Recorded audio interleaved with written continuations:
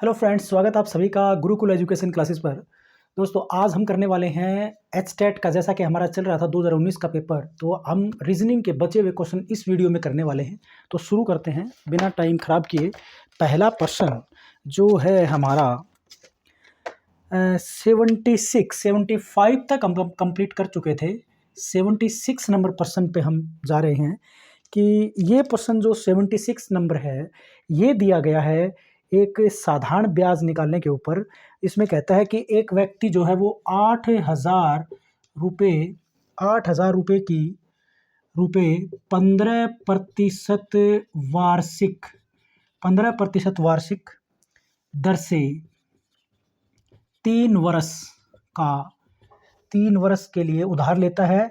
साधारण ब्याज निकालना है, कितना चुकाना पड़ेगा। साधारण ब्याज पूछ रखा है, बिल्कुल सिंपल सा प्रश्न है। फार्मूला आप अप्लाई कर सकते हो, अदरवाइज साधारण ब्याज निकालने का क्या है, 15% ब्याज लेता है वो। तो 8,000 का 15% निकाल दीजिए और उसको कितने साल के लिए या जितने भी साल के लिए उससे गुणा कर दीजिए। तो 15% का मतलब क्या होता है, 15/100। आपको सिर्फ कैलकुलेट करना है, ये हमारा आंसर आ जाएगा। छोड़ रहा हूँ, आप कर लेना, बिल्कुल आसान था ये। 77 पे चल पड़ते हैं बिना टाइम खराब किए। 77 नंबर हमारा जो प्रश्न है, 77 में कहता है कि एक आयत की लंबाई उसकी चौड़ाई की 3 गुनी है। क्या कहता है, आयत की लंबाई, एक आयत की लंबाई उसकी चौड़ाई की 3 गुणी है, उसकी चौड़ाई की 3 गुणी है।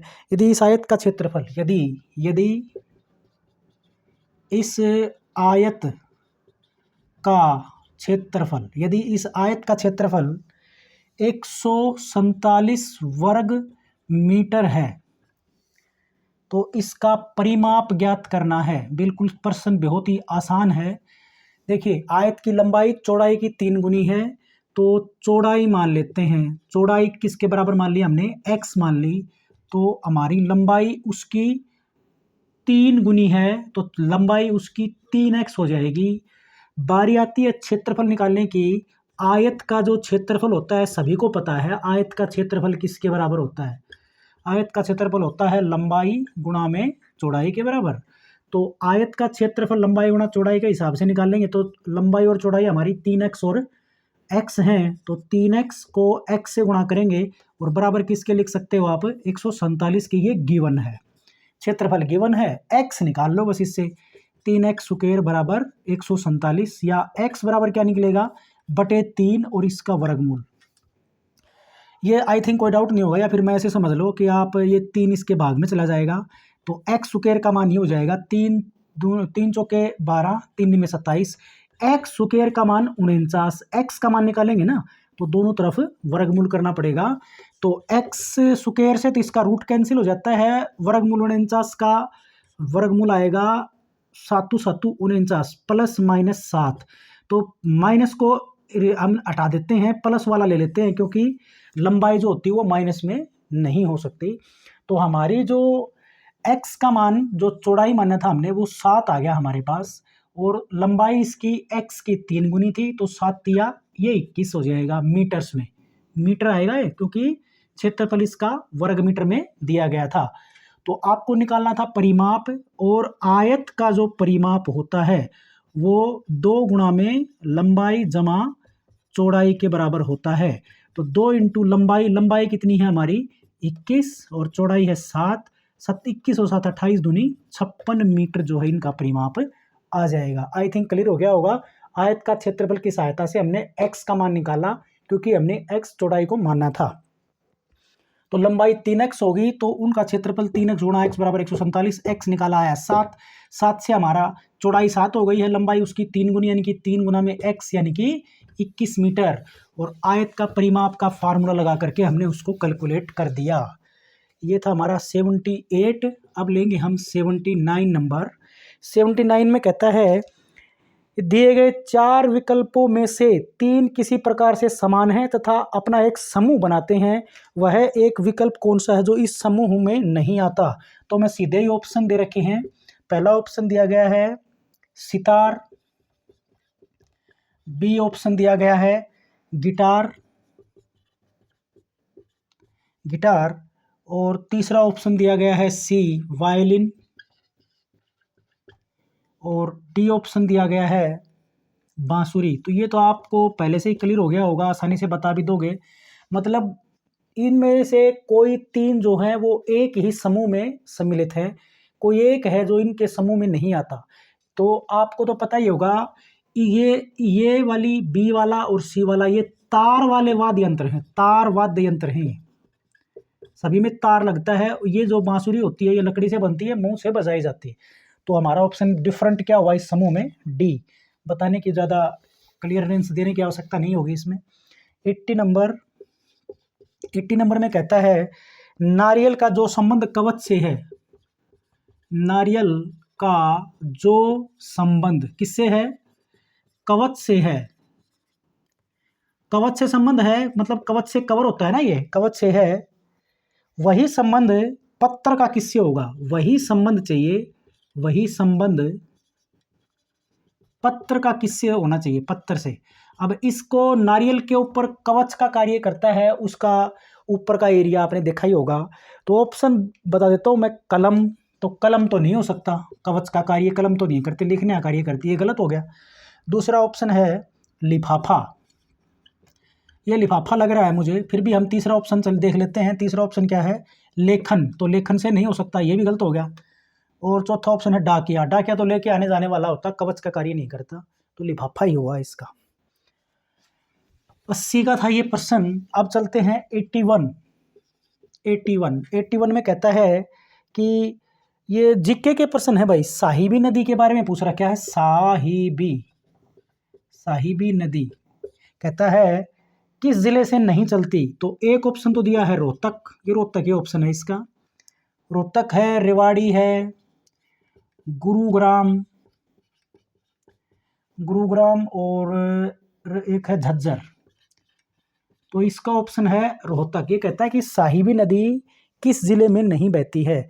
साहिबी नदी जो होती है राजस्थान से निकलती है, अरावली पर्वतमालाओं के उत्तरी दिशा से निकलती है। आई थिंक ये सिक्कर जिले की तरफ से निकलती है, सिक्कर जिले से निकलती है।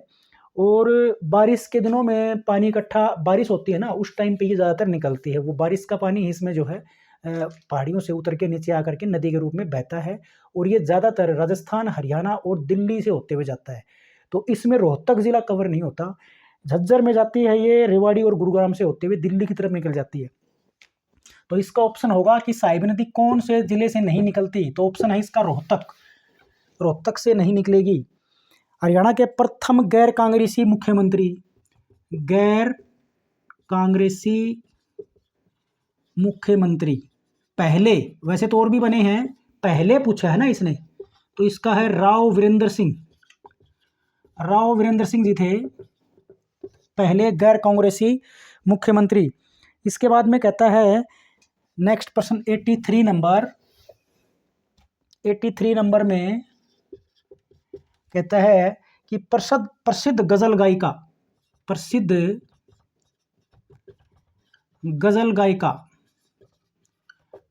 गजल गायिका कहता है गायिका जोहराबाई। नाम क्या है, जोहराबाई, गजल गायिका थी ये जोहराबाई।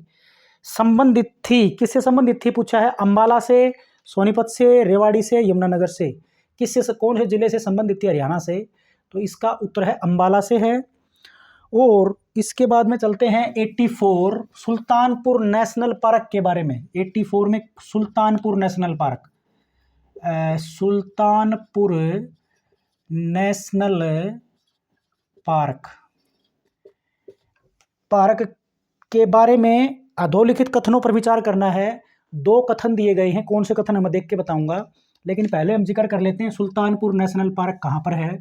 ये है गुरुग्राम यानी कि गुड़गांव जिले का कोई जगह का नाम है, कोई गांव है सुल्तानपुर। और ये जो है फर्रुखनगर रोड पे है, फर्रुखनगर रोड के ऊपर पड़ता है सुल्तानपुर, वहाँ पर ये है।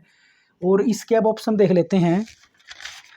पहला ऑप्शन दिया गया है, इसे ऑप्शन नहीं, जो कथन दिए गए हैं उनमें से चुनाव करना है कि कौन कौन से सत्य हैं असत्य हैं, वो हम ऑप्शन से करेंगे।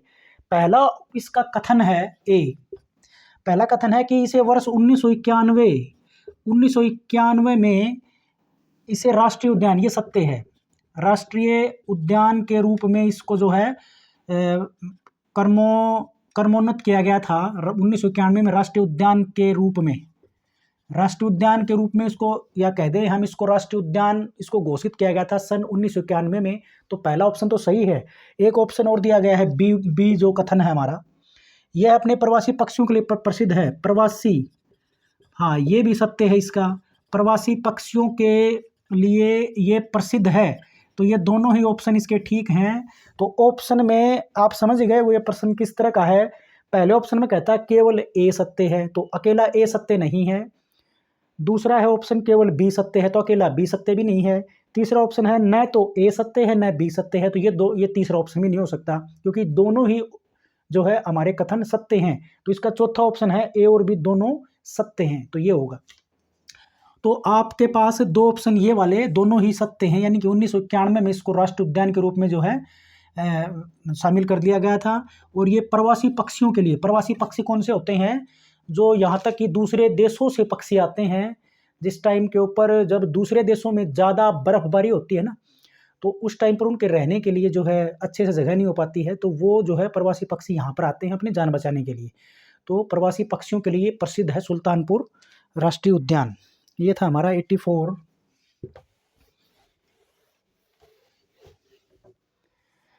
अभी हाल ही में तिरुपति बालाजी मंदिर कहाँ बना गया है, तो तिरुपति बालाजी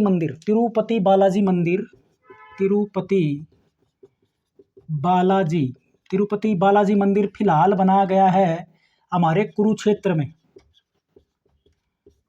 में बना गया है तिरुपति बालाजी मंदिर। नाहर वन्यजीव अभयारण्य कहाँ है, ये बता दोगे आप। नाहर अगला प्रश्न है, नाहर वन्यजीव अभयारण्य कहाँ है, मतलब कौन से जिले में है। तो ये जो है नाहरसिंह, राजा नाहरसिंह के नाम पे है, रेवाड़ी में है ये, क्योंकि ये रेवाड़ी से संबंधित थे नाहरसिंह जी, तो ये रेवाड़ी में है। इसके बाद में है 87 नंबर प्रश्न, सुमेलित करना है भाई। 87 में क्या करना है, सुमेलित मतलब मिलान करना है, सही मिलान। तो स्मारकों के नाम दिए गए हैं, स्मारक और उनका स्थान ये दिया गया है। तो पहला जो है ऑप्शन हमारा वो है शेख चिल्ली का मकबरा, सबको पता है शेख चिल्ली का मकबरा के सामने स्थान का नाम दे रखा है थानेसर कुरुक्षेत्र में है, थानेसर। तो ये तो मैच कर गया सीधा का सीधा, ठीक है। दूसरा ऑप्शन है गुजरी महल, ए दे रखे हैं, सॉरी ए, और ये दे रखा है बी। दूसरा यहाँ पर एक दे रखा है। इसके बाद में दे रखा है गुजरी महल, दूसरा नंबर बी नंबर है गुजरी महल हिसार में होता है। इसका क्या ऑप्शन है देख लेते हैं। इसका ऑप्शन है हिसार ही है इसका भी, ये हिसार में है। सी जो ऑप्शन है इब्राहिम लोदी का मकबरा, ये शायद पानीपत में है। इब्राहिम लोदी का मकबरा है, इसमें क्या ऑप्शन है, पानीपत। तो ये भी मैच कर गया भाई इसका, तो तीसरा भी, तो चौथा तो फिर अपने आप ही मैच करेगा। चौथा ऑप्शन है शीश महल जो है फर्रुख नगर में है, शीश महल। चौथा ऑप्शन इसका फर्रुख नगर ही होना चाहिए, जो कि फर्रुख नगर ही है, फर्रुख नगर। तो ये कहता है कि उचित मिलान करना है, तो ये सारे के सारे बिल्कुल ओके मिलान किए हुए हैं, यूं के यूं पूरे के पूरे। तो आपको कुछ बताने की जरूरत ही नहीं है। ए का 1 है, बी का 2 है, सी का 3 है और डी का 4। तो ये भी क्लियर हो गया होगा। हरियाणा साहित्य अकादमी की पत्रिका पूछ रखी है, कौन सी है, हरियाणा साहित्य अकादमी की पत्रिका। और ये मैं पहले से बताऊँ, हरिगंधा हरियाणा साहित्य अकादमी की पत्रिका का नाम है हरिगंधा। और 89 वाला प्रश्न है भाई, तिलियार झील कहाँ है, सबको पता है रोहतक में है तिलियार झील। और हरियाणा की 13वीं विधानसभा के अध्यक्ष कौन थे, कंवरपाल थे। 14वीं के थे भैया, मैंने लिखा था इसका। ये फिलहाल ये 13वीं विधानसभा थी ना, ये जो 2014 में जो बनी थी सरकार हरियाणा विधानसभा की, जिसके मनोहर लाल खट्टर जो थे सीएम थे, इसके अध्यक्ष थे कंवरपाल गुर्जर। और 14वीं विधानसभा जिसके अंदर भी ML खट्टर साहब बने थे हरियाणा के चीफ मिनिस्टर, तो इसके थे ज्ञानचंद गुप्ता जी। 14वीं विधानसभा थी 2019 में, और 2024 जो फिलहाल अभी गई है, नई विधानसभा का गठन हुआ है, इसके हैं 15वीं विधानसभा के हैं अरविंदर कल्याण। अभी फिलहाल चल रही है 15वीं विधानसभा और इसके अध्यक्ष हैं हरविंदर कल्याण। हरविंदर कल्याण जी हैं भाई, 2024 में बने थे ये अरविंदर कल्याण। ये 15वीं विधानसभा चल रही है।